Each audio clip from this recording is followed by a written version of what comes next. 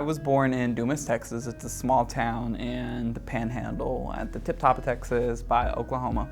When I was 9, I actually entered the foster care system. And what's common in a lot of poor white communities, a lot of folks use meth.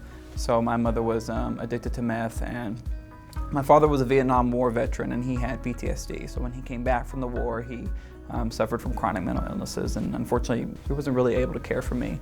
So I just kind of shuffled from home to home. I knew as I was a child that I was attracted to guys, and I remember mentioning this to my caseworker whenever I was in the emergency shelter process, that initial 90 days when a young person enters the system.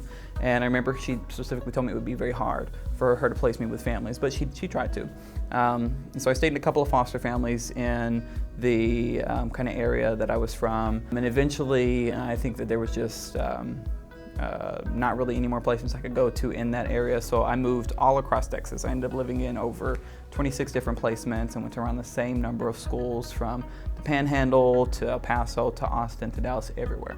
But I think also being a gay youth in the foster care system in Texas, it was compounded. So we're kind of forced to grow up in group homes and residential treatment centers, so that makes it challenging for attachment.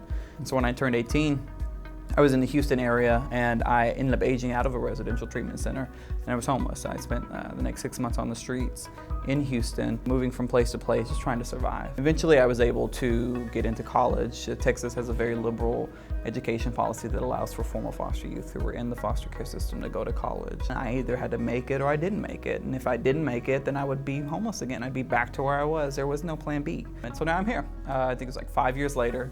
Finally graduated, and now I work on Capitol Hill, and I think that these experiences were important for my journey. You know, growing up in foster care, being homeless and being gay at the same time, they all made me who I am today.